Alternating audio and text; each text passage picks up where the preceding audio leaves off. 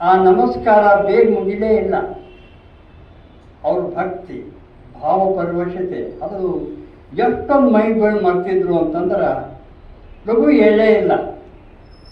ಆ ಸ್ವಾಮಿಗಳಿಗೆ ಸ್ವಲ್ಪ ಸಂಕೋಚ ಆಯಿತು, ಮುಜುಗರ ಆಯ್ತು ಕಾಣಿಸ್ತದೆ. ಹೇಳಿದರು ಮೃತ್ಯುಂಜಯ ಅಪ್ಪಗಳು, ನೋಡ್ರಿ ಬುಸ್ನೂರು ಮಠದ ನಾನು ಶರಣಾಗ್ರಿಪ್ಪ, ನೀವು ಶರಣರು ಹೇಳ್ರಿ ಅಂದ್ರೆ ಅವ್ರು ಮನೆಗೆ ಬಿಟ್ಟರೇನೋ ಅಂತ ತಿಳ್ಕೊಂಡಿದ್ರು. ಹೇಳ್ರಿ ಅಂತಂದ್ರು. ಅಂದರೆ ಎಷ್ಟೊಂದು ಪ್ರೀತಿ ಭಕ್ತಿ ವಿಶ್ವಾಸದಿಂದ ಅವ್ರು ಕಾಣ್ತಾ ಇದ್ರು. ಅದರಂತೆ ಮೃತ್ಯುಂಜಯ ಅಪ್ಪಗಳು ಎಷ್ಟು ನಮ್ಮ ತಂದೆ ಮೇಲೆ ಪ್ರೀತಿ ಇದ್ರು ಅಂತ ಅನ್ನೋದು ಗೊತ್ತಾಗ್ತದೆ. ನಮ್ಮ ಸುಮಿತ್ರಾ ಅವರು ಹಾಡಂದು ಈಗ ನಮ್ಮ ಮನೆಯಲ್ಲಿ ಭಾಳ ಸಣ್ಣವರಿದ್ದಾಗ ಸಂಗೀತ ಕಲಿಯಲಿಕ್ಕೆ ಬರ್ತಿದ್ರು. ನಮ್ಮ ತಂದೆ ಅವರು ಹಾಡನ್ನು ಕೇಳಿ ದೊಡ್ಡ ಸಂಗೀತಕಾರ ಆಗ್ತಿ ನೀ ಕಲಿಬೇಕು ಅಂದರೆ ಸ್ವಲ್ಪ ಏನರ ಗುಣ ಕಂಡಿತು ಅಂದ್ರೆ ಅವರು ಆ ವ್ಯಕ್ತಿಗಳನ್ನು ಕಟ್ಟೆ ಬಿಡ್ತಿದ್ರು. ಅದು ಭಾಳ ದೊಡ್ಡ ಗುಣ ಅಂತ ನನಗೆ ಅನ್ನಿಸ್ತದೆ. ಅಂದರೆ ಅವ್ರ ವಿಚಾರ ಯಾವಾಗಲೂ let good thoughts come to us from all directions.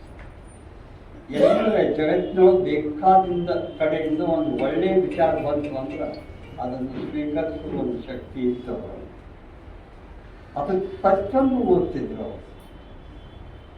ಅಂದ್ರೆ ಅವ್ರು ಎಷ್ಟು ತಯಾರಿ ಆಗಿತ್ತು ಅಂತಂದ್ರೆ ಅವ್ರು ಹೇಳ್ತಾರೆ ಒಂದು ಕಡೆಗೆ ನಿಡುಗುಂದಿ ಭಾಳ ಹಳ್ಳಿ, 2000 ಜನಸಂಖ್ಯೆ, ಭಾಳ ಸಣ್ಣ ಹಳ್ಳಿ.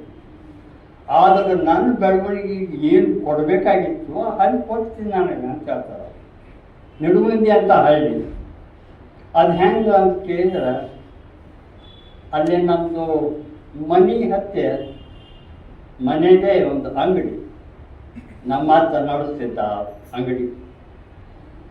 ಅದಕ್ಕೆ ಆ ಊರಿನ ಜನ ಮತ್ತು ಬೇರೆ ಬೇರೆ ಊರಿನ ಜನ ಸಂಪರ್ಕ ಇತ್ತು ನಮ್ಮ ಹತ್ತಿರ. ಅವರು ಬಂದು ಸೇರ್ತಿದ್ರು. ಅಲ್ಲಿ ಸೇರಿದಾಗ ನಮ್ಮ ಅಜ್ಜ ಹೇಳ್ತಿದ್ದಂತೆ, ನಮ್ಮ ಸಂಗಪ್ಪ ಅಂದ್ರೆ ನನ್ನ ತಂತಿ ಸಂಶಿಭೂಷಣ ಮಠವರು ಭಾಳ ಶಾಣೆ ಅದಾನು. ಒಂದು ಲೆಕ್ಕ ಹೇಳ್ರಿ ಅವನು ಒಮ್ಮೊಮ್ಮೆ 2 ತಾಸು ಕಟ್ಟಲೆ ವಿಚಾರ ಮಾಡ್ತಿದ್ರು. ನಾವು ಮಾಡಿದ್ಮೇಲೆ ಏನೋ ಹೊಳ್ದಂಗೆ ಆಗೋದು.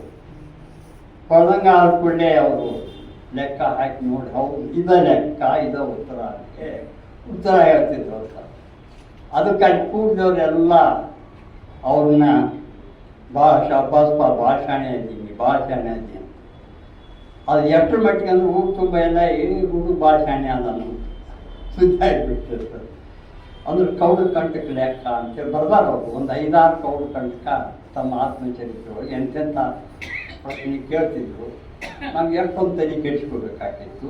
ಯಾಕಂದ್ರೆ 10-11 ವರ್ಷ ಒಮ್ಮೆ ಅಂಥದ್ದ ಲೆಕ್ಕ ನನಗೆ ಕೇಳಿದ್ರು. ನಾನು ಆಗಲೇ BSc ಮಾಡ್ತಾಯಿದ್ದೆ. ಇದಕ್ಕೆ ಉತ್ತರ ಬರ್ತದೇನೋ ಅಂತ. ಬರ್ತದೆ ಅಂತ ಹೆಂಗೆ ಒಂದು 2 ನಿಮಿಷ ಟೈಮ್ ಕೊಡು, ನಾನು ಲೆಕ್ಕ ಮಾಡಿ ಹೇಳ್ತೇನೆ ಅಂತ ಆಯಿತು ಅಂತ ಬರೆದು ಹೇಳಿದೆ ಉತ್ತರ. ಅಲ್ಲೋ ನೀನು ಬಾಯಿಲೆ ಮಾಡೋ ಅಂತಂದ್ರೆ ತಲೆಯಾಗ ಮಾಡೋ ಅಂತಂದ್ರೆ ಈ ಹಾಯ್ಕೊಂಡು ಮಾಡೋಕ್ಕೈತೆ ನಾನು ಸಿಟ್ಟಿಗೆಲ್ವ ಇಲ್ಲ. ಇದನ್ನು ಆಲ್ಜಿಬ್ರಾ ಅಂತ ಉಪಯೋಗ ಮಾಡಿಕೊಂಡ್ರೆ ನೀವು ಒಂದು ಉತ್ತರ ಕೊಡ್ತೀಯಲ್ಲ, ನಮ್ಮ ಮ್ಯಾಥಮೆಟಿಕ್ಸ್ ಏನು ಹೇಳ್ತದೆ ಅಂದ್ರೆ ಇನ್ಫಿನಿಟ್ಲಿ ಮೆನಿ ಉತ್ತರದೊಳಗೆ ಕೌಡ ಕಂಟಕ ಲೆಕ್ಕಕ್ಕೆ. ಯಾಕಂದ್ರೆ ಇಂಟೀಜರ್ ಸೊಲ್ಯೂಷನ್ಸ್ ಅದಾವೆ. ಅದಕ್ಕೆ ಅದೊಂದು ಹೆಚ್ಚಿನ ಗೊತ್ತಾಗ್ತದಲ್ಲ ಅಂತ. ಹೌದಪ್ಪ ನನಗೂ ಈಗ ಆಗ್ತದೆ ಅದು. ಆದರೆ ನಾವು 3ನೇ ಕ್ಲಾಸ್ನೊಳಗೆ ಇನ್ನೇನು ಹೇಳಾಗ್ತಾ ಇದ್ದಿತ್ತು, ಆಲ್ಜಿಬ್ರಾ ಯೂಸ್ ಮಾಡೋಕ್ಕೆ ಇದ್ದಿತ್ತು. ಅಂದ್ರೆ ಇಷ್ಟೊಂದು ಪ್ರೀತಿ ಅವ್ರಿಗೆ ಗಣಿತ ಅಂತಂದ್ರೆ SSLC ವರೆಗೆ ನನಗೆ ಜಾಮೆಟ್ರಿ ಹೇಳ್ಕೊಟ್ಟರು ಅವರೇ. ಏನಾದರೂ ಒಂದು ರೈಡರ್ ಬರಲಿಲ್ಲ, ನನಗೊಂದು ರೈಡರು SSLC ಇದ್ದಾಗ ಬರಲಿಲ್ಲ. ನಮ್ಮ ಗುರುಗಳು ಭಾಳ ಒಳ್ಳೆಯ ಗುರುಗಳು, ಬಗೆಹರಿಲಿಲ್ಲ ಮಾಡ್ರಿ ಅಂತ ಕೊಟ್ಟರು. ಕಡಿಮೆ ನಮ್ಮ ತಂದಿನ ಕೇಳಿದ್ನಿ, ನನ್ನ ಯಾಕೆ ಕೇಳ್ತಿ, ಸರಿಯಾಗಿ ವಿಚಾರ ಮಾಡಲ್ಲ, ಉತ್ತರ ಯಾವಾಗಲೂ ಅದ.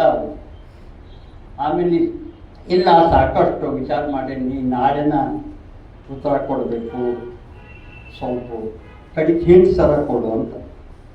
ಅವ್ರು ಅತ್ಲಾಗಿದ್ದಾಗ ಅಡ್ಡಾಡ್ಕೊಂತ ಏನದು ಕೊಟ್ಟದ್ದೇನು ಆಮೇಲೆ ಏನು ಪ್ರೂಫ್ ಕೊಡಬೇಕಾಗಿದೆ, ಪೂರ್ಣ ಐಡಿಯಾ ಇತ್ತು ಅವರಿಗೆ ಪ್ರಮೇಯ ಹೆಂಗೆ ಪ್ರೂವ್ ಮಾಡಬೇಕು ಅಂತ. ಆಮೇಲೆ ಅತ್ತಾಗಿದ್ದಾಗ ಓಡಾಡ್ಕೊಂತ 5 ನಿಮಿಷದೊಳಗೆ ಹಿಂಗೆ ಮಾಡಿದ್ರೆ ಬರ್ತದೆ, ಡೀಟೇಲ್ಸ್ ನೀನ ವರ್ಕೌಟ್ ಮಾಡು, ಉತ್ತರ ಕೊಡಬಾರ್ದು, ನಾನು ಕೊಡೋದನ್ನೇ ಅಂತ ಮಾಡಿ ನೋಡಿದ್ದೆ ಬಂತು. ಅಂದ್ರೆ ಹಾಲಿ ತೋರಿಸ್ತಿದ್ರು ಹೊತ್ತಾಗಿ ಎಂದು ಉತ್ತರ ಕೊಡ್ತಿದ್ದಿಲ್ಲ ಅವರು. ನೀನು ತಲೆಯಾಗಿ ಮಾಡು ಅಗಲೆಲ್ಲ ಹೇಳೋರು ಅವರು. ಮತ್ತು ಬೇರೆ ಅವ್ರು ಕೇಳಬೇಡ, ಸಾಧ್ಯ ಪ್ರಯತ್ನ ನೀನ ಮಾಡಬೇಕು.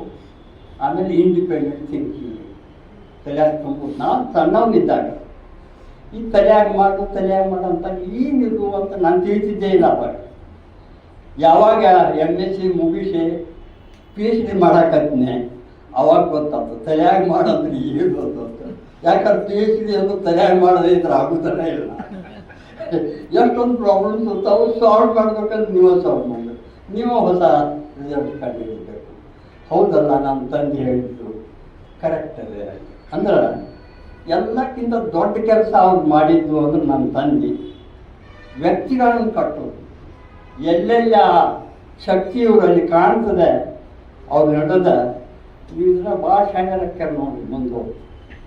ನನಗೆ ಯಾವಾಗಲೂ ಇಂಜಿನಿಯರ್ ಆಗಬೇಕನ್ನೋ ಆಸೆ. ಇಂಜಿನಿಯರ್ ಆಗಬೇಕು ಅಂದ್ರೆ BE ಹೋಗಬೇಕು, ಪುಣೆ ಇಂಜಿನಿಯರಿಂಗ್ ಕಾಲೇಜಲ್ಲಿ ಸೀಟ್ ಸಿಕ್ತು. ಯಾಕೆ ಇಂಜಿನಿಯರ್ ಆಗಬೇಕಂತಂದ್ರೆ ನಮ್ಮ ಮಾಮ ಇಂಜಿನಿಯರ್ ಆಗಿ ಇಂಗ್ಲೆಂಡ್ಗೆ ಹೋಗಿ ಬಂದಿದ್ದ ಅವಾಗ. ಅವರ ಮಾಡೆಲ್ ನನಗೆ. ಅಂದ್ರೆ ನಾನು ಇದನ್ನು ಕಲಿತು ನಾನು ಉಪಾಧಿ ಕೊಡ್ತೀನಿ, ದೊಡ್ಡವನ್ಕೇನಿ. ಅದಕ್ಕೆ ನಮ್ಮ ತಂದೆ ಹೇಳಿದ್ರು, ಅವಳು ನೀವು ಸಣ್ಣವಿದ್ದಾಗಿಂದ ಅಸ್ಮ್ಯಾಟಿಕ್ ಕಲಿತಿ, ಆ ಅಸ್ಮಾ ಇಟ್ಕೊಂಡು ನೀನು ಇಂಜಿನಿಯರಿಂಗ್ ಕಲಿತು ಎಲ್ಲರ ನಿನಗೆ ನೌಕರಿ ಹಾಕಿ ನೀನು ಏನು ನೌಕರಿ ಮಾಡ್ತಿ, ನೀನು ಬೆಸ್ಟ್ ಸೂಟೆಡ್ ಜಾಬ್ ಅಂದ್ರೆ ಮ್ಯಾಥಮೆಟಿಕ್ಸು ಟೀಚರ್ ಆಗಿ ನೀನು, ಅದಕ್ಕೆ ಬೇರೆ ಬೇಡಪ್ಪ ಅಂತೇಳಿ ಮ್ಯಾಥಮೆಟಿಕ್ಸಿಗೆ ಹಚ್ಚಿದೆ. ನೀವು ಒಂದು ಇಡೀ ರಾತ್ರಿ ನೀವು ವಿಚಾರ ಮಾಡು, ಮ್ಯಾಥಮೆಟಿಕ್ಸ್ ಅಡ್ಡಿ ಇಲ್ಲ ಅಂದ್ರೆ ಕಲಿ, ಇಲ್ಲ ಅಂದ್ರೆ ಬಿಡು, ಫಿಸಿಕ್ಸ್ಗೆ ಹೋಗು, ಇಂಜಿನಿಯರಿಂಗ್ ಹೋಗು, ನಾನು ನಿನಗೆ ಆಟ ಬರೋದಲ್ಲ.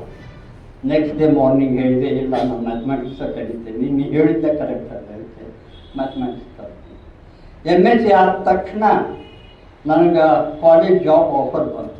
ಒಬ್ಬ ಪ್ರೊಫೆಸರ್ ನಾನು ಕಲಿಸಿದ ಗುರುಗಳು ಹುಬ್ಬಳ್ಳಿಯೊಳಗೆ ಭಾಳ ವಂಡರ್ಫುಲ್ ಟೀಚರು.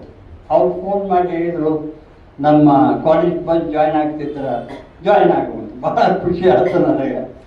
ನಮ್ಮ ತಂದೆಗೆ ಹಿಂಗೆ ನಮ್ಮ ಗುರುಗಳು ಹೇಳ್ಯಾರು, ಅದಕ್ಕೆ ನಾಳೆ ಹೋಗಿ ಜಾಯ್ನ್ ಆಗ್ತೀನಿ. ನಮ್ಮ ತಂದೆ ಹೇಳಿದ್ರು, ಅಲ್ಲೋ ಯಾಕೆ ಜಾಯ್ನ್ ಆಗ್ತೀನಿ, ಮತ್ತೆ PhD ಮಾಡಿ, ನಿನ್ನ ಬೇಕಾದಷ್ಟು ಜಾಬ್ಸ್ ಬರ್ತಾವೆ, ನೀವು ಕಾಲೇಜಿಗೆ ಹೋಗ್ಬೇಕಂತೇನಿಲ್ಲ. PhD ಮಾಡೋಕ್ಕೆ ಶುರು ಮಾಡಿದ್ದೀನಿ. ಆಗ ನನಗೆ ಪ್ರೊಫೆಸರ್ ಗೋಪಾಲಕೃಷ್ಣ ಅಂತ ಭಾಳ wonderful teacher, wonderful mathematics teacher also. ಅವ್ರು ಯಾವಾಗಲೂ ಹೇಳೋರು ಮ್ಯಾಥಮೆಟಿಕ್ಸು ಎಂಥ ವಂಡರ್ಫುಲ್ ಸಬ್ಜೆಕ್ಟು, ಆದರೆ ಯಾವಾಗ ಈಗ ಎದಕ್ಕೆ ಉಪಯೋಗ ಅನ್ನೋದೇ ಗೊತ್ತಾಗ್ತಿದ್ದೆ. ಓದ್ತಿದ್ದು ನಾವು ಸರ್, ಒಮ್ಮೆ ಕೇಳಿಬಿಟ್ಟೆ, ಸರ್ ಇದನ್ನೆಲ್ಲ ಎದಕ್ಕೆ ಕಲಿಬೇಕಲ್ಲಿ ಅಂತ. ಅದಕ್ಕೆ ಅವ್ರು ಹೇಳಿದರು, to enjoy the abstract beauty of mathematics, to enjoy the abstract beauty of mathematics. ನನಗೂ ಕಲೆ ಅನ್ನಿಸ್ತು, ಯಾಕಂದ್ರೆ ಅವಾಗಲೇ ಅಬ್ಸ್ಟ್ರಾಕ್ಟ್ ಬ್ಯೂಟಿ ಎಂಜಾಯ್ ಮಾಡೋಕ್ಕೆ ಶುರು ಮಾಡಿದ್ದೀನಿ. ಯಾಕಂದ್ರೆ ರಿಸರ್ಚ್ ಮಾಡಿದ್ದೆ, ಭಾಳ ಎಂಜಾಯ್ ಮಾಡ್ಕೊತ ಹೊಸ ಹೊಸ ಸಬ್ಜೆಕ್ಟ್ಸು ಕಲ್ಕೊಂತ ಹೋದೆ. ಆವಾಗ ನಮ್ಮ ತಂದೆ ಹಗಲೆಲ್ಲ ನನ್ನ ಥಿಯರಿ ಆಫ್ ರಿಲೇಟಿವಿಟಿ, ಐನ್ಸ್ಟೀನ್ ಕಂಡು ಹಿಡಿದಾನು, ಅದು ಇದು ಹೇಳೋದು. ಅದಕ್ಕೇನೋ ಡಿಫ್ರೆನ್ಷಿಯಲ್ ಜಾಮೆಟ್ರಿ ಅಂತ ಸಬ್ಜೆಕ್ಟ್ ಬೇಕಾಗ್ತಂತ, ರಿಮೈನಿಯನ್ ಜಾಮೆಟ್ರಿ ಸಬ್ಜೆಕ್ಟ್ ಬೇಕು, ಅದೇನು ನೀ ಕಲ್ತಿಯೇನೋ ಅಂತ. ನಾನು ಕಲ್ತಿಲ್ಲ, ಅದು ಸ್ಪೆಷಲ್ ಸಬ್ಜೆಕ್ಟ್ ಯೂನಿವರ್ಸಿಟಿ ಹೋದಾಗ ನಾನು ಕಲ್ತಿಲ್ಲ ಅಂತ ಹೇಳಿ ನಮ್ಮ ತಂದೆ. ಅವಕಾಶ ಸಿಕ್ಕರೆ ಯಾಕೆ ಕಲಿಬಾರ್ದು, ಅದಕ್ಕೆ ನಾನು ಮಜಾ ಅನ್ನಿಸ್ತು. ಅದು ಸ್ಪೆಷಲ್ ಸಬ್ಜೆಕ್ಟು, ನಾನು ಕಾಂಪ್ಲೆಕ್ಸ್ ಅನಾಲಿಸಿಸ್ ಅದನ್ನು ಕಲಿಸ್ತಾ ಇದ್ದೆ.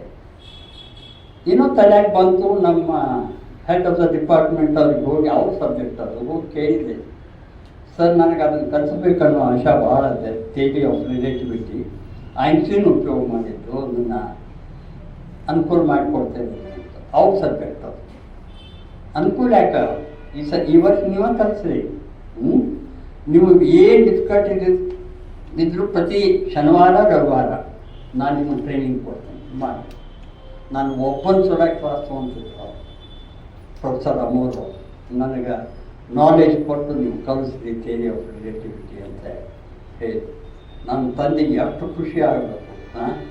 ನನ್ನ ಮಗ ಥಿಯರಿ ಆಫ್ ರಿಲೇಟಿವಿಟಿ ಕಲಿಸ್ತಾನೆ ನೋಡಿರಿ ಅಂತ ಎಲ್ಲ ಬಂದವರಿಗೆ ಹೋದವರಿಗೆ ಹೇಳೋರು. ಅಂದರೆ ಖುಷಿ ಪಡೋರು.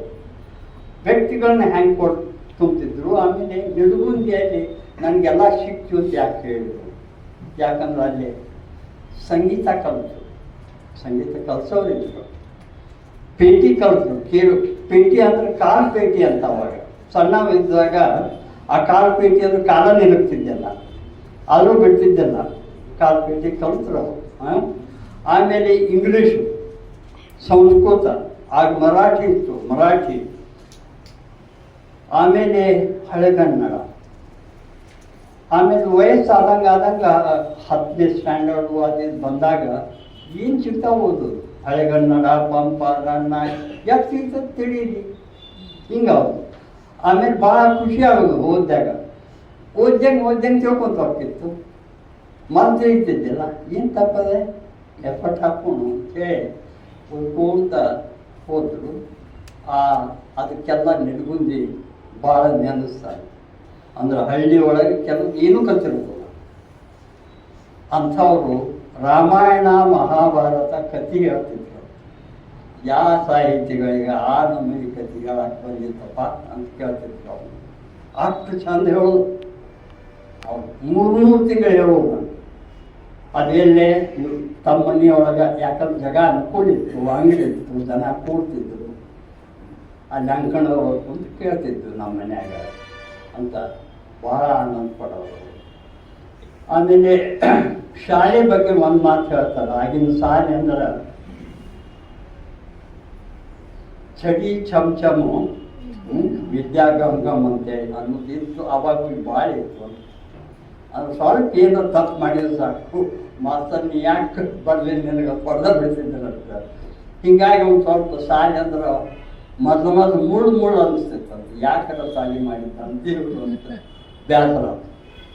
5 ವರ್ಷಕ್ಕೆ ಅಂದ್ರೆ 5ನೇ ಸ್ಟ್ಯಾಂಡರ್ಡು ಅದು ಮುಗಿದ ಮೇಲೆ ಹೊರಗೆ ಹೋಗಿ ಕಲಿಬೇಕು ಅಂತ ಬಂತು. ಗದಗ 1 ತಿಂಗಳ 2 ತಿಂಗಳಿದ್ದರು, ಕಲಿಯೋಕ್ಕಾಗಲಿಲ್ಲ ಅವರಿಗೆ. ಅವ್ರಂದ್ರು ನನಗೆ ಸಾಧ್ಯ ಇಲ್ಲ ಹೊರಗೆ ಸಾಧ್ಯ ಕಲಿಯೋಕೆ, ನಾ ಮನ್ಯಾಗ ಏನು ಕಲಿತೀನಿ ನಾವು ಹೋಗೋದಲ್ಲ. ಶಾಲೆ ಬಿಟ್ಬಿಟ್ರು 5ನೇ ಆದ್ಮೇಲೆ 5 ವರ್ಷ ಆದರೆ ಓದೋದು ಕಾದಂಬರಿ ಓದೋದು. ಗಗನಾಥರ ಕಾದಂಬರಿ ಹೇಳ್ತಾರೆ ಅವಾಗ ಓದೋದು. ಆಮೇಲೆ ಸಂಸ್ಕೃತ ಓದೋದು, ಕನ್ನಡ ಓದೋದು. ಅವರು ಸಂಸ್ಕೃತ ಬೇಕಂದ್ರೆ ಸಂಸ್ಕೃತ ಟೀಚರ್ ಬಂದು ಮನೆಗೆ ಕಲಿಸ್ಬೇಕು. ಅವ್ರದ್ದು ತಂದೆ ಅದನ್ನು ವ್ಯವಸ್ಥೆ ಮಾಡಿಬಿಡ್ತಿದ್ರು. ಅವರು ಸಂಗೀತ ಅಂದ್ರೆ ಎಷ್ಟೊಂದು ಚಂದ ಹಾಡ್ತಿದ್ರು ಅಂದ್ರೆ ಎಷ್ಟು ನಾಲೆಜ್ ಇತ್ತು ಅಂದ್ರೆ ನೀನು ಇದರಾಗದೊಳಗೆ ಹಾಡ್ತಿ ಅಂಥೇಳಿ ಅಗದಿ ಪಕ್ಕ ಬೇಕಾದ ದೊಡ್ಡ ಸಂಗೀತಗಾರರು ಇಮ್ಮಿಡಿಯೇಟ್ಲಿ ಇಂಥ ರಾಗದೊಳಗೆ ಇವ್ರು ಹಾಡಕತ್ತಾರೆ ಕಂಡುಹಿಡಿತಿದ್ರು. ಅಂಥ ಗ್ರಿಪ್ಪು. ಆಮೇಲೆ ಪೇಟಿ ಬಾರಿಸೋದು ಹಂಗೆ ಮನೆಗೆ ಆ ಕಡೆ ಯಾವಾಗ ಆ ಪೇಟಿ ಬಾರಿಸೋರು ಬರಲಿಲ್ಲ ಅಂದ್ರೆ ತಾವ ಕುಂತ ಪೇಟಿ ಬಾರಿಸ್ತಿದ್ರು ಅವರು. ಅಷ್ಟೊಂದು ಖುಷಿ ಸಂಗೀತ ಅಂತಂದ್ರೆ. ಆಮೇಲೆ ಅವ್ರ ಮದುವೆ ಆಗಿಬಿಡ್ತು 15-16 ವರ್ಷಕ್ಕೆ. ಸಾಲಿ ಬಿಟ್ಬಿಟ್ಟಿದ್ರು. ಮದುವೆ ಆದಮೇಲೆ ಟರ್ನಿಂಗ್ ಪಾಯಿಂಟ್ ಹೆಂಗೆ ಬಂತು ಅಂತ ಹೇಳ್ತಾರೆ. ಒಮ್ಮೆ ಬೀಗರ ಮನೆಗೆ ಮೊದಲೇ ಸಲ ಹೋಗಿದ್ದರಂತೆ. ಆಗ ಮುಂಜಾನೆ ಚರ್ಗಿ ತಗೊಂಡು ಕೆರೆ ಕಡೆ ಹೋದರಂತೆ. ಆ ಕ್ಷೌರಿಕಾರ್ ಬಂದು ಕುಂತಿದ್ದಾನೆ. ಯಾರು ನೀವು ಅಂತ ಕೇಳಿ ಅದಕ್ಕೆ ನಮ್ಮ ತಂದೆ ಎಲ್ಲ ಹೇಳಿದ್ರಂತ. ಹೇಳಿದ್ಮ್ಯಾಗ ಏನು ಕಲ್ತೇರಿ? ಇಷ್ಟು ಕಲ್ತೇರಿ. ಮತ್ತೇನು ಓದ್ಕೊಂಡೇರಿ? ನಾ ಇಂಗ್ಲೀಷ್ ಓದೇನಿ, ಸಂಸ್ಕೃತ ಓದೇನಿ, ಮತ್ತು ಓದಿದ ಖರೇನಾಯ್ತು ಹೇಳಿದಂತ. ಅದಕ್ಕೆ ನಾವು ಕ್ಷೌರಿಕ್ ಹೇಳಿದಂತ ಎಲ್ಲ ಖರೇರಿ, ಅದು ಇಷ್ಟೆಲ್ಲ ಮಾಡಿದ್ದು ವೇಸ್ಟ್ ಅಲ್ಲ ನೀವು ಅಂತಂದ್ರು. ಭಾಳ ಅಸಹ್ಯ ಆಗ್ಬಿಡ್ತು. ಮನೆಗೆ ಹೋದ್ರಂತ ಅದನ್ನ ವಿಚಾರ ಮಾಡ್ಕೊಂತ ಅಲ್ಲೂ ಅಂಗಡಿ ಇತ್ತು ಅವು ಬೀಗದ್ದು. ಆ ಬೀಗ ಅಂಗಡಿಗೆ ಹೋಗಿ ಒಂದು 5 ನಿಮಿಷ ಆಗಿದ್ದಿಲ್ಲ, ಆ ಕ್ಷೌರಿಕ ಮತ್ತು ಅಂಗಡಿಗೆ ಬಂದ ಬಿಟ್ಟ. ಬಂದು ಹೇಳಿಬಿಟ್ಟಲ್ಲ ಬೀಗರ ಮುಂದೆ, ಏನ್ರಿ ನಿಮ್ಮ ಮಳೆಯ 5ನೇ ಕಲ್ತಾನಂತ, ಇಷ್ಟೆಲ್ಲ ಓದೀನಿ ಅಂತ ಹೇಳ್ತಾನು, ಸಂಗೀತ ಗೊತ್ತು ಅಂತ ಹೇಳ್ತಾನು, ಪ್ರೀತಿ ಅಂತ ಎಲ್ಲ. ಆದ್ರೆ ಎಲ್ಲ ವೇಸ್ಟ್ ಅಲ್ರಿ. ನಮ್ಮ ಅಣ್ಣನ ಮಗ SSLC ಆಗಿ ಗೌರ್ಮೆಂಟ್ ನೌಕರಿ ತೊಗೊಂಡು ದೊಡ್ಡ ಆಫೀಸರ್ ಅವ, ಏನು ವ್ಯರ್ಥ ಆಗಲಿಲ್ಲ ಸಾಹೇಬ್ರ. ಯಾಕೆ ನೀವು ಸ್ವಲ್ಪ ವಿದ್ಯಾದ ಕಡೆ ಗಮನ ಕೊಡಬಾರ್ದು, ಇವ್ರನ್ನ ಯಾಕೆ ಶಾಲೆ ಕಡೆ ಹಚ್ಚಬಾರ್ದು ಆ ಚೌರಿ ಕೇಳಿ ಹೋದಂತ. ಅದಕ್ಕೆ ಭಾಳ ಅಸಹ್ಯ ಆಗಿ ತಂದು ಒಂದು ಸಿಟ್ಟ ಬಂತಂತ ಅವನ ಮೇಲೆ. ಆಮೇಲೆ ಅನಿಸ್ತಂತ ದೇವ್ರ ಅವ್ನು ಕಳ್ಸ್ಯಾನಂತ. ಇದಕ್ಕೆ ನಾ ಏನು ಶಾಲೆ ಕಟ್ತೀವಿ. ಒಳಗೆ ಹೋಗ್ತಾರೋ ಭಾಳ ಅಸಹ್ಯ ಆಗಿತ್ತಂತ. ಅದು ಹೆಂಡ್ತಿಗೂ ಗೊತ್ತಾಗಿಬಿಟ್ಟಿತ್ತು ಸುದ್ದಿ. ಆಗಲೇ ಮದುವೆ ಆಗಿತ್ತಲ್ಲ ಮೊದಲನೇ ಸಲ. ಹೆಂಡ್ತಿನ ಯಾಕೆ ನೀವು ಶಾಲೆ ಕಲಿಬಾರ್ದ್ರಿ ಅಂತ ಕೇಳಿದ. ನೋಡಿರಿ ಹೆಂಡ್ತಿನ ಅಂದಾಗ ಎಷ್ಟು ಅಸಹ್ಯ ಆಗಿರ್ಬೇಕು. ಏನಪ್ಪ ಇದು ಎಂಥ ದೊಡ್ಡ ತಪ್ಪು ಮಾಡಕತ್ತೇನೆ ನಾನು. ಶಾಲೆ ಕಲಿದ, ನಾ ಶಾಲೆ ಕಲಿತೇನೆ ಅಂತ ಅಲ್ಲೇ ಡಿಸೈಡ್ ಮಾಡಿಬಿಟ್ಟಾರ ಅವರು. ಬೀಗರು ಕೂಡ ಮಾತಾಡಿದ್ರಂತ. ಬೀಗ ಹೇಳಿದರು, ಇಲ್ಲ ಹುಬ್ಬಳ್ಳಿಯೊಳಗೆ ನಮ್ಮ ಮನೆ ಇದೆ, ನೀವು ಅಲ್ಲೇ ಕಲೀರಿ, 6ನೇ ಸ್ಟ್ಯಾಂಡರ್ಡ್ಗೆ ಬರ್ತೀರಿ, ಕಲೀರಿ. ಅಡ್ಡಿ ಇಲ್ಲ, 6ನೇ ಸ್ಟ್ಯಾಂಡರ್ಡ್ ಕಲಿಯೋಕ್ಕೆ ಶುರು ಮಾಡಿದ್ರು. ಆದರೆ ಎಂದು ಯಾರ ಮುಂದೆ ಅವರು ನನ್ನ ಮದುವೆ ಆಗಿದೆ, 2 ಮಕ್ಕಳದಾವು ಅದು ಹೇಳ್ತಿದ್ದಿಲ್ಲ. ಅದು ಸ್ವಲ್ಪ ಅಸಹ್ಯ ಅನಿಸೋದು. ಆದರೂ ಕಲಿಯಕ್ಕೆ ಬಂದೆ ನಾನು ಚಾಲೆಂಜ್ ಅಂತ ತೊಗೊಂಡೆ. ಭಾಳ ಕಷ್ಟ ಹಾಕಿ ಕಲಿತು 2ನೇ ನಂಬರ್ ಬಂದೆ 6ನೇ ಕ್ಲಾಸ್ನಾಗ. ಇಡೀ ಇದಕ್ಕೆ 120 ಹುಡುಗರೊಳಗೆ ಅವಾಗ ಕಾನ್ಫಿಡೆನ್ಸ್ ಬಂದಿತ್ತಂತ. ನಾವು ಬೇಕಾದ ಕಲಿ ಬಂದೆ, ಮುಂದೆ ಹೋಗಿ ಬಂದೆ. ಅವಾಗಿಂದ ಹಂಗೆ ಶುರುವಾಗಿ SSLCಗೆ 383 ಮಾರ್ಕ್ಸ್ ತೊಗೊಂಡೆ. ಹೈಯೆಸ್ಟ್ ಇದ್ದವು 420 ಬಂದಿತ್ತು. ಹೀಗಾಗಿ ನಾನು ಬೆಳವಣಿಗೆ ಒಂದು ಅತಿ ಶುರು ಆಯಿತು. ಅದು ಬರ್ಕೊಂತ ಹೋದೆ. ಭಾಳ ಖುಷಿ ಪಡ್ಕೊಂತ ಹೋಯ್ತು ಎಜುಕೇಷನ್ ಅನ್ನೋದು.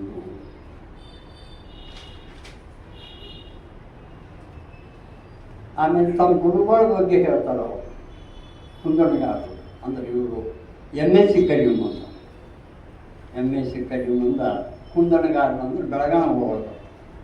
ಇವ್ರ ಗುರುಗಳು ಸಜ್ಜನರು, ಸಾತ್ವಿಕರು, ಭಾಳ ವಂಡರ್ಫುಲ್ ಮನುಷ್ಯ. ಏನಪ್ಪ ದೇವ್ರ ಇದ್ದಂಗೆ ಅದಾರ ಅವರು. ಇವ್ರು ಹೋದ್ಕೊಳ್ಳಿ ಒಂದು 4-5 ಪುಸ್ತಕ ಹೊಸ ಮಟ್ಟ ಓದಿದ್ದನ್ನು ಅಂತ ಕೊಡೋರು. ಈ ವಿಷಯ ಯಾಕೆ ಹೇಳ್ತೇನೆ ಅಂದ್ರೆ, ಅವ್ರ ಕುಂದಣಗಾರರು ಎಷ್ಟು ದೊಡ್ಡ ಮನುಷ್ಯರಿದ್ರು, ಇವ್ರು ಎಷ್ಟು ಅವ್ರ ಆಧಾರದಿಂದ ಕಾಣ್ತಾ ಇದ್ರು. ಅದ್ರ ಬಗ್ಗೆ ಒಮ್ಮೆ ಕುಂದಣಗಾರವ್ರ ಶಿಷ್ಯ ನಮ್ಮ ಮನೆಗೆ ಬಂದು, ನಿಮ್ಮ ಮನೆಗೆ ಕುಂದಣಗಾರವ್ರು ಬರ್ಬೇಕಂತಾರ್ರಿ ನಾಳೆ ಈ ರವಿವಾರ. ಅರೆ ಅವ್ರಿಗೆ ನಮ್ಮ ಮನೆಗೆ ಬರ್ತಾರೆ, ನಾನು ಅವ್ರ ಮನೆಗೆ ಹೋಗ್ತೇನೆ. ನಮ್ಮ ಗುರುಗಳವರು ಅವ್ರು ಬರಬಾರ್ದು ನಮ್ಮ ಮನೆಗೆ, ನಾನು ಹೋಗ್ತೇನೆ. ಅದಕ್ಕೆ ಅವರು ಶಿಷ್ಯಂದ್ರು ಹೋಗಿ ಗುರು ಅವ್ರಿಗೆ ಹೇಳ್ಯಾರ ಕುಂದಣಗಾರಿಗೆ, ಹಿಂಗಂದ್ರೆ ನೀವು ಘೋಷಣೆ ಮಠ. ಮತ್ತು ನೆಕ್ಸ್ಟ್ ಡೇ ಮತ್ತೆ ಮೆಸೇಜ್ ಕಳಿಸಿದ್ರು ಅವ್ರು ಕುಂದಣಗಾರರು. ಅಲ್ರಿ ಅದು ನಾನು ನನ್ನ ಸ್ಟೂಡೆಂಟನ್ನ ನಿಮ್ಮ ಕೂಡ ಸಮಾಲೋಚನೆ ಮಾಡ್ಲಿಕ್ಕೆ ಕರ್ಕೊಂಡು ಬರಾಕತ್ತೇನೆ. ಅದಕ್ಕೆ ನೀವು ನಮ್ಮ ಮನೆಗೆ ಬರಬಾರ್ದ್ರಿ, ನಾನು ನಿಮ್ಮ ಮನೆಗೆ ಬರಬೇಕು. ನಮ್ಮ ಸ್ಟೂಡೆಂಟನ್ನ ಕರ್ಕೊಂಡು ನಾನು ನಿಮ್ಮ ಮನೆಗೆ ಬರ್ತೀನಿ. ಅಂದ್ರೆ ಎಂತೆಂಥ ವ್ಯಕ್ತಿಗಳು ಇದ್ದರು ಅವಾಗ. ಹೆಂಗೆ ವಿಚಾರ ಮಾಡ್ತಾಯಿದ್ರು ಅಂದ್ರೆ ಇವೆಲ್ಲ ಅದರೊಳಗೆ ಭವ್ಯ ಮಾನವತೆಯನ್ನು ಕಾಣ್ಕೊತ ಇದ್ರು ಅವರು. ಮನುಷ್ಯ ಹೆಂಗೆ ದೊಡ್ಡ ಮಾಡ್ಬೋದು, ಒಮ್ಮೆ ಕಡೆ ಓವರ್ನೈಟ್ ಆಗ್ತಾನೆ ಭವ್ಯ ಮಾನವ ಅನ್ನವ ಇಲ್ಲ. ದಿವಸ ಬೆಳ್ಕೊಂತ ಹೋಗಿ ಅದನ್ನು ಆ ಅಭಿರುಚಿ ಬೆಳ್ಕೊಂತ ಬಂತು. ಅದು ವಚನ ಸಾಹಿತ್ಯದೊಳಗೂ ಅವ್ರಿಗೆ ಕಾಣ್ತು ಭಾಳ. ಅದು ಭವ್ಯ ಮಾನವ ಕಲ್ಪನೆಯೂ ಅಲ್ಲೇ ಕಾಣ್ತು ಅವರಿಗೆ.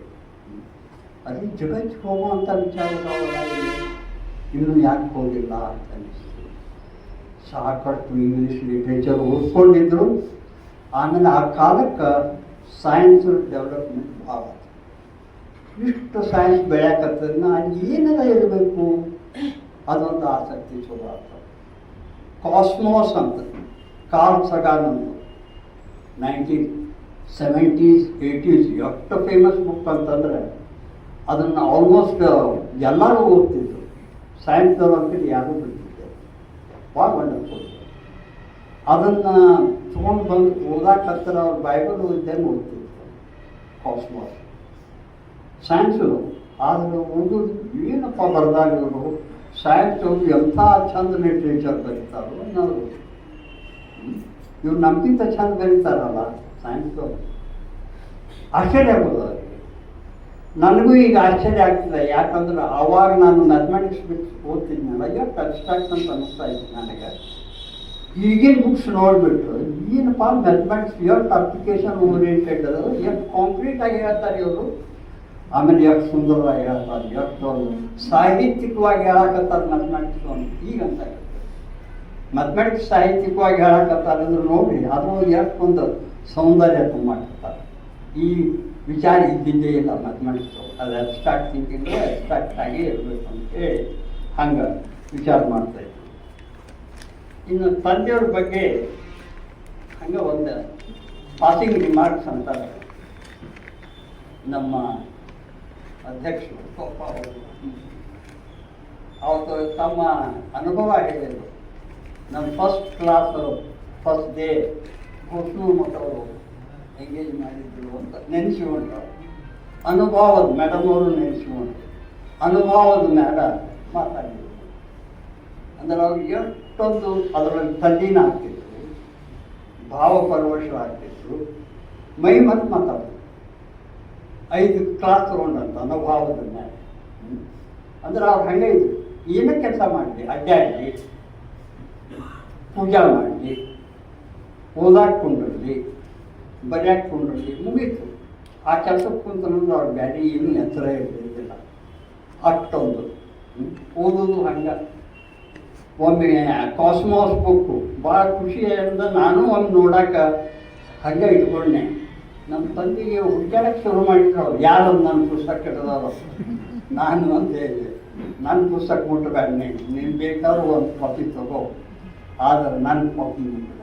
ಅಂದ್ರೆ ಇದನ್ನು ಏನಂತಾರೋ ತಂದು ಮಾರ್ಕ್ ಮಾಡಿ ಓದ್ತಿದ್ರು. 10 ಪೇಜ್ಗೂ ಮಾಡ್ತಾರೆ ತುಂಬ. ಇಲ್ಲೇ ನಮ್ಮ ರಾಜೂರವರದಾರೆ, ಅದನ್ನು ನೆನೆಸೋಳ್ಳೇಬೇಕು ನಾನು. ಅವರು ಭವ್ಯ ಮಾನವ ನಾಟಕಕ್ಕೆ ಪರಿವರ್ತನೆ ಮಾಡಿದ್ರು, ರೇಡಿಯೋ ನಾಟಕ.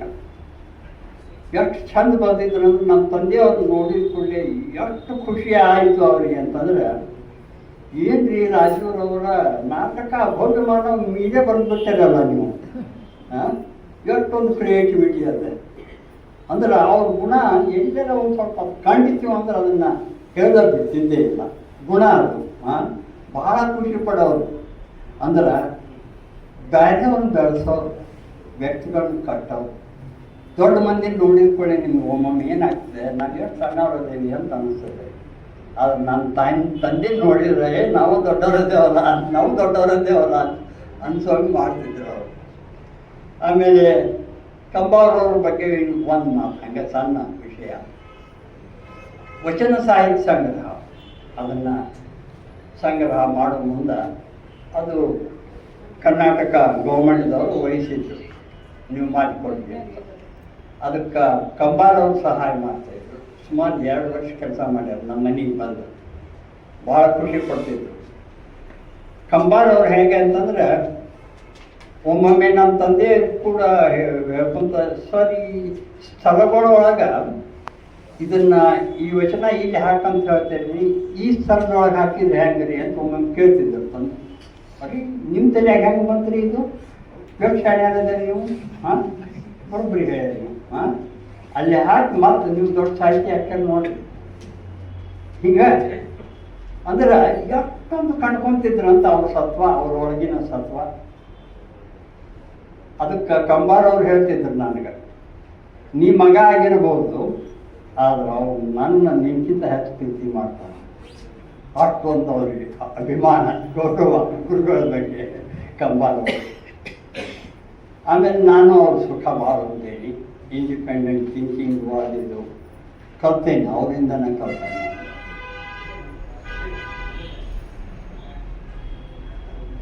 ತಂದೆ ಬಗ್ಗೆ ಪೂರ್ತಿನ ಅವರು ಒಂದು ಹಂಗೆ ಸ್ಮಾಲ್ ಸೆಂಟೆನ್ಸ್ ಪೂರ್ಣ ಅವರೇ ಬರ್ತದ್ದು ನಾವು ಓದಕತ್ತಿದ್ದೆ. ನನಗೇನು ನೆನಪಿದ್ದು ನಾನು ಹೇಳ್ತೀನಿ, ಅದನ್ನು ಓದಿದ್ದು ನೆನಪಿದೆ. ನಾನು ಏನು ಹೇಳ್ತಾರಂದ್ರೆ, ಭವ್ಯ ಮಾನವ ಓದಿದ ಮೇಲೆ ಅವ್ರು ರಿಮಾರ್ಕ್ ಮಾಡಿದ್ರು ಪೂರ್ತಿನ ಅವರು, ಭವ್ಯ ಮಾನವ ಮಹಾಕಾವ್ಯ ಗಾತ್ರದಲ್ಲಿ ಗುಣದಲ್ಲಿ ಬೃಹತ್ತಾಗಿದೆ, ಅಂದರೆ ಎರಡರೊಳಗೂ ಬೃಹತ್ತಾಗಿದೆ. ತಿಳಿ ನೀರಿನ ನದಿಯಂತೆ ಅಗಲವಾಗಿ ಆಳವಾಗಿ ಒಮ್ಮೆ ರಭಸದಿಂದ ಮತ್ತೊಮ್ಮೆ ಗಂಭೀರವಾಗಿ ವೈವಿಧ್ಯವಾಗಿ ಏನೇನು ಬರ್ದಾರ ಅವರು. ಅದು ಕರೆಕ್ಟ್ ಇದು ನನಗೆ ರೆಫರೆನ್ಸ್ ಸಿಗಲಿಲ್ಲ, ಒಂದು ಐಡಿಯಾ ಬರಲಿ ಅಂತ ತಿಳ್ಕೊಂಡು ಬರ್ತೀನಿ. ಆಮೇಲೆ ಕೀರ್ತಿನಾಥ್ ಕೂತಿರೋರು ಭಾಳ ದೊಡ್ಡ ಅಭಿಮಾನಿಗಳು ಭಾಳ ಖುಷಿ ಪಡ್ತಿದ್ರು. ನಮ್ಮ ತಂದೆ ನಮ್ಮ ಮನೆಗೆ ಮೇಲಿಂದ ಬರ್ತಾಯಿದ್ರು. ಅವ್ರ ಬರೆದು ಮಾತಿದ್ರು ನಮ್ಮ ತಂದೆ ಬಗ್ಗೆ. ಅಂದ್ರೆ ಅವರು ಶೂನ್ಯ ಸಂಪಾದನೆ ಪರಾಮರ್ಶೆ ಅಂದ್ರೆ ಅದು ಒಂದು ಗದ್ಯ, ಒಂದು 1000 ಪುಟಗಳ ಗದ್ಯ. ಅದನ್ನು ಓದಿ ಇದು ಗದ್ಯ ಅಂದರೆ ಇದು ಗದ್ಯ ಮಹಾಕಾವ್ಯ ಅಂತ ನೋಡಿ ಮಾತು ಎಷ್ಟು ಚಂದ ಇರ್ತಾವ ಅಂತ ದೊಡ್ಡವ್ರ ಮಾತು. ಆಮೇಲೆ ಸಾಮಾನ್ಯ ಒಬ್ಬ ಬಿದಿರಿ ಅಂತ ಒಬ್ಬರು ಹಿರಿಯರು ನಮ್ಮ ಮನೆ ಸಮೀಪನೇ ಇದ್ರು. ಅವರು ಕಲ್ಯಾಣ ಇದ್ರೊಳಗೆ ಸಪ್ತಾಪುರದಾಗ. ಅವರು ಒಂದು ದಿವಸ ಮುಂಜಾನೆ ಬಂದು ನನ್ನ ತಂದೆಗೆ ಶಿರ್ಸಾಷ್ಟಾಂಗ ನಮಸ್ಕಾರ ಹಾಕಿ ಹೇಳಿದ್ರು, ಸರ್ ನಾ ಭವ್ಯ ಮಾನವ ಇವತ್ತು ಓದಿದ್ರಿ, ಅಷ್ಟ ನಿಲ್ಲಿಸಲಿಲ್ಲ, ಓದಿ ಹೇಳಿದ್ರು, ಇಂದ ಸರಸ್ವತಿ ಮುತ್ತೈದೆ ಆದ್ರಿ ಸರ್. ಅಂದ್ರೆ ಎಷ್ಟು ಖುಷಿ ಅವ್ರಿಗೆ ಹೇಳೋದ್ರೊಳಗ. ನಮ್ಮ ತಂದೆ ಏನಪ್ಪ ಇವರು ಎಷ್ಟು ಚಂದ ಮಾತಾಡ್ತಾರೆ ಏನು ತಾನ ಅಂದ್ರೆ ಅವ್ರಿಗೆ ಅದು ಬಿದ್ರಿಯವರು ಅದು ತಿಳ್ಕೊಂಡು ಓದ್ಯಾರಲ್ಲ ಅನ್ನೋ ಖುಷಿ ಅವ್ರಿಗೆ. ಅಂದ್ರೆ ನೋಡಿ ಹೇಗೆ ಇದಾಗ್ತದೆ. ಈಗ ಕೊನೆಯದಾಗಿ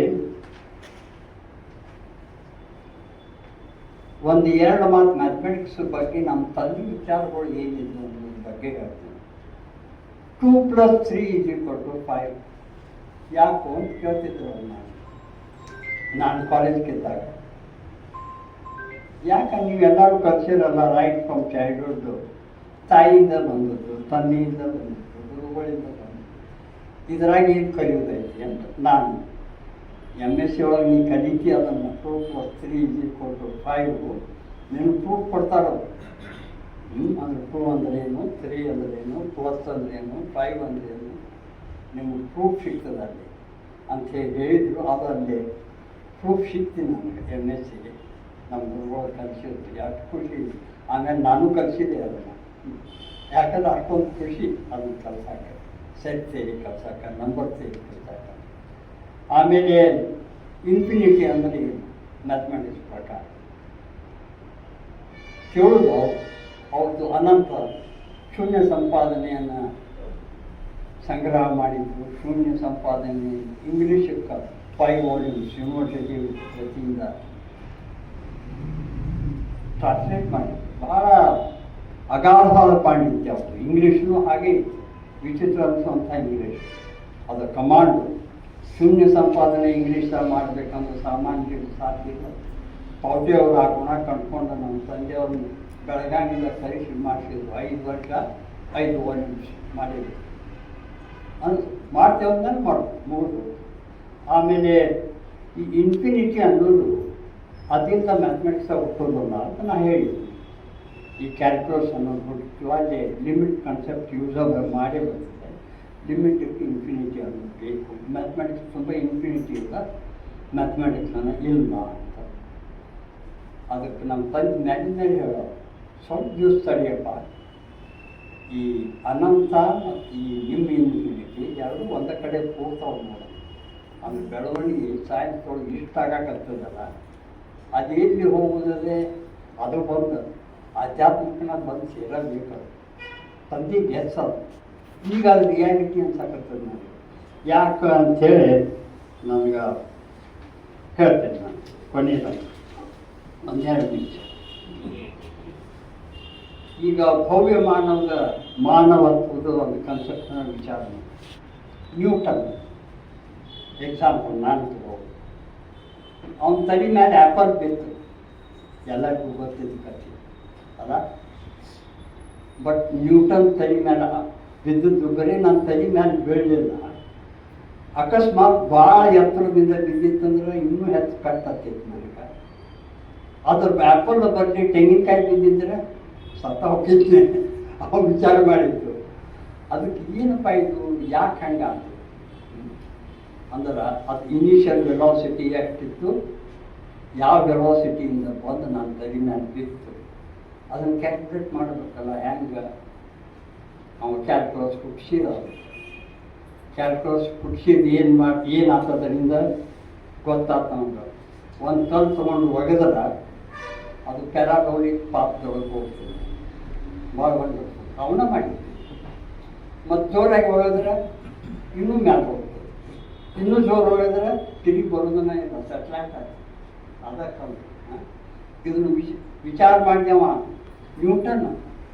ಅಂದ್ರೆ ಎಲ್ಲಿಗೆ ಹೋಗ್ತಾರೆ ನೋಡ್ರಿ, ಇದ ಭವ್ಯಮಾನ ಅಂದ್ರೆ ಅದು ಆ್ಯಪಲ್ ಬಿತ್ ಅನ್ನೋದು ದೊಡ್ಡದಲ್ಲ, ಅದು ಮುಂದೆ ಮೆದಳಿನ ಬೆಳವಣಿಗೆ ಏನಂತಾರೆ ಎಂಥ ಬಂದಿರ್ತದೆ. ಅಲ್ಲಿ ಹೋದ ಅಲ್ಲಿಗೆ ನಿಲ್ಲಿಲ್ಲ, ಬರೀ ಸ್ಯಾಟಲೈಟ್ ಅನ್ನಲಿಲ್ಲ. ನಮ್ಮ ಅರ್ಥನ ಒಂದು ಸ್ಯಾಟಲೈಟನ್ನ goes round the sun in the elliptic form. ಒಂದು ಡಿಫರೆನ್ಷಿಯಲ್ ಇಕ್ವೇಷನ್ ಕಂಡುಹಿಡಿದು ಅದರ ಸೊಲ್ಯೂಷನ್ ಕಂಡುಹಿಡಿದು ಪ್ರೂಫ್ ಕೊಟ್ಟ ನ್ಯೂಟನ್. ಮೊದಲೇದವನು ಅವ್ನಿಗೆ ಎಷ್ಟೊಂದು ನೋಡಿ ಬದಲಾವಣೆ ಸೈನ್ಸ್ ಒಳಗೆ. ಅಲ್ಲಿ ಹೊಸ ಸೈನ್ಸ್ ಒಂದು ವಿಷಯ. ಒಮ್ಮೆ ಸೈನ್ಸ್ ಬಂದು ನೋಡಿ ಐನ್ಸ್ಟೈನ್ ಬಂದು ಏನಾಯ್ತು, ಈಸಿ ಕೊಟ್ಟು mc² ಅಂತ ಹೇಳ್ಬಿಟ್ಟ. ಎನರ್ಜಿ ಎಷ್ಟು ದೊಡ್ಡದು ಅಂತ ಹೇಳಿದ. ಒಂದು ಸಣ್ಣ ಕಣದೊಳಗೆ ಎಷ್ಟೊಂದು ಎನರ್ಜಿ ಇರ್ತದೆ. ಆಗ ಅಮೇರಿಕಾ ಸೈಂಟಿಸ್ಟ್ಗಳು ಎಲ್ಲ ಕೂಡಿ ಒಂದು ಅಟೋಮ್ ಬಾಂಬ್ ತಯಾರು ಮಾಡಿಬಿಟ್ಟು ಅವ್ನು ಈಸಿ ಕೊಟ್ಟರೆ mc² ಉಪಯೋಗ ಮಾಡಿಕೊಂಡು ಅಟೋಮ್ ಬಾಂಬ್ ಆದಮೇಲೆ ನಿಮ್ಗೆ ಗೊತ್ತಿದೆ ಕೆಲವು ಏನಾಯ್ತು ಅಂದರೆ ಸೈನ್ಸ್ನಿಂದ ಅದು ಆಗ್ಬೋದು, ಇದು ಅದು ಬಾಂಬ್ ಬಿದ್ದೇ ಬಿಡ್ತದೆ. ಹಿರೋಶಿಮಾ ನಾಗಾಸಾಕಿ ಅದ್ರ ಕಥೆನೂ ಹೇಳ್ತಾರೆ ಹೆಂಗೆ ಅದು ಹಿಂದಿದ್ದು ಮ್ಯಾಥಮೆಟಿಕ್ಸ್ ಅದು ಯಾಕೆ ಕರೆಕ್ಟ್ ಅಲ್ಲಿಗೆ ಹೋಗಿ ಬಿತ್ತು. ಇನ್ನೂ ಗ್ರೌಂಡ್ ಮುಟ್ಟಿದ್ದೆಲ್ಲ 45 ಸೆಕೆಂಡ್ ಇದ್ದಾಗ ಅದು ಎಕ್ಸ್ಪ್ಲೋಡ್ ಆಗಿದೆ. ಹಂಗೆ ಅವ್ರ ಪ್ಲ್ಯಾನಿಂಗ್ ಆಗಿತ್ತು, ಹಂಗೆ ಮಾಡಿ ಅದು ಪೂರ್ಣ ಇದ್ರ ಮೇಲೆ ಬಿದ್ದೇ ಇಲ್ಲ. ಅಲ್ಲಿ ಇದ್ರೊಳಗಿದ್ದಾಗ ಎಕ್ಸ್ಪ್ಲೋಡ್ ಆಯಿತು. ಆಮೇಲೆ ಅವರೆಲ್ಲ 2 ನಿಮಿಷ 2.5 ನಿಮಿಷದೊಳಗೆ ಇಡೀ ಊರನ್ನು ಹಾಕೊಂಡು ಅಂದ್ರೆ ಇದು ಆಗ್ತದೆ, ಅದು ಆಗ್ತದೆ. ಅದಕ್ಕೆ ಇದಕ್ಕೆ ಬಿಟ್ರಿ ಅಂತಂದ್ರೆ ಹೊರಗಿನ ಭವ್ಯ ಮಾನವ ಏನು ಮಾಡ್ತಾನೆ, ಇದೆಲ್ಲ ಭವ್ಯ ಮಾನವಲ್ಲ. ನನ್ನ ತಂದೆ ಪ್ರಕಾರ ಐನ್ಸ್ಟೈನ್ ಭವ್ಯ ಮಾನವನ, ನ್ಯೂಟನ್ ದೊಡ್ಡ ಭವ್ಯ ಮಾನವ. ಎಸ್ಪೆಷಲಿ ಇದ್ರ ಬಗ್ಗೆ ಭಾಳ ಹೇಳ್ತಾ ಇದ್ರು. ಅರಿಸ್ಟಾಟಲ್ ಲಾಜಿಕ್ ಓದಿದ್ರು ಅವರು, ಅರಿಸ್ಟೋಟೇಲಿಯನ್ ಲಾಜಿಕ್, ಈ ಮ್ಯಾಥಮೆಟಿಕಲ್ ಲಾಜಿಕ್ ಅದು ಹೇಳ್ತಿದ್ರು. ಎಂಥ ವಿಚಿತ್ರ ಅನಿಸೋದು ನನಗೆ. ಅಂದರೆ ಕನ್ನಡದವರು ಎಷ್ಟೊಂದು science interest, geometry interest, mathematics interest, ಅಗದಿ ಸ್ಪೆಷಲಿಸ್ಟು ಭವ್ಯ ಮಾನವ ಅಂತಂದ್ರೆ ಅದ್ರ ಉದ್ದೇಶ ನನಗನ್ಸೋದು ಅವ್ರ ಪ್ರಕಾರ. ನಾನು ಮಾತಾಡೋದು ನಾ ಏನು ಓದಿಲ್ಲ, ಏನು ಹೆಚ್ಚು ಸುಮ್ಮನೆ ಇಂಟ್ರೊಡಕ್ಷನ್ ಓದ್ತೇವೆ ನಾನು ಅಲ್ಲಿ. ಅವ್ರು ಹೇಳೋರು ಮೇಲೆ ಬರೀ ಹೊರಗಿನ ಸೈನ್ಸ್ ಮಾಡೋದು ಏನೂ ಉಪಯೋಗ ಇಲ್ಲಪ್ಪ, ಅದು ಹೊರಗಿನ ಭವ್ಯ ಮಾನವ ಆಗ್ತದೆ. ಒಳಗಿನ ಭವ್ಯ ಮಾನವ ಬೆಳಿಬೇಕಲ್ಲ. ಮನುಷ್ಯ ಒಳಗೆ ಬೆಳೀದೇ ಇದ್ರೆ ಅದೆಂಥ ಭವ್ಯ ಮಾನವ. ಆ ಭವ್ಯ ಮಾನವ ಪ್ರತಿಯೊಂದು ದಿವಸ ಪ್ರತಿಯೊಂದು ಕ್ಷಣ ಬೆಳಿಬೇಕು, ಜೀವನದೊಳಗೆ ಬೆಳೆದು ಅದರ ಆನಂದವನ್ನು ಅನುಭವಿಸಬೇಕು. ಬೆಳೆದಂಗೆ ದೊಡ್ಡ ಆನಂದ ಇರ್ತದೆ. ಆ ಆನಂದ ನೀವೆಲ್ಲರೂ ಅನುಭವಿಸಬೇಕು, ಎಲ್ಲರೂ ಭವ್ಯ ಮಾನವರಾಗಬೇಕು, ಅದರ ಸುಖ ಎತ್ತರ ಅನುಭವಿಸಬೇಕು ಅನ್ನೋದು ಅವ್ರ ಆಸೆ ಇದೆ. ಕೊನೆಯದಾಗಿ ಒಂದು ಮಾತು, ನಮ್ಮ ಭವ್ಯ ಮಾನವ ಬಿಡುಗಡೆ ಸಮಾರಂಭ ಇದ್ದಾಗ ಮಾನ್ಯ ನಿಜಲಿಂಗಪ್ಪ ಅವರು ಮತ್ತು ಮಾನ್ಯ ಮಲ್ಲಾರಾಜರು IAS ಆಫೀಸರ್ ದೊಡ್ಡವರು ಭಾಳ. ಓಪನಿಂಗ್ ಸೆರೆಮನಿ ಒಳಗೆ ನಾನು ಅಟೆಂಡ್ ಆಗಿದ್ದೆ. ನಿಜಲಿಂಗಪ್ಪ ಅವ್ರು ಹೇಳಿದರು, ಈ ಕೃತಿಗೆ, ಭವ್ಯ ಮಾನವ ಕೃತಿಗೆ ಜ್ಞಾನಪೀಠ ಪ್ರಶಸ್ತಿ ಸಿಗಲೇಬೇಕು, ಸಿಗುತ್ತೆ ಅಂತ. ಏನೋ ಕಾರಣದಿಂದ ಸಿಗಲಿಲ್ಲ. ಆಗಲಿ, ನಮ್ಮ ತಂದೆ ಹೇಳೋರು ಆಗಲಿಲ್ಲ ಇಲ್ಲ. ಆದರೆ ಆ ಪುಸ್ತಕಗಳು ಸತ್ತಿರ್ತಂದ್ರೆ ಬದುಕ್ತದೆ. ಇಲ್ಲ ಅಂದ್ರೆ ಅದು ಸತ್ತು ಹೋದ್ರೆ ಸತ್ತು ಹೋಗಿದೆ. ಇಷ್ಟೇ ಈ ಕೊನೆ ಮಾತೇ ಥ್ಯಾಂಕ್ ಯು.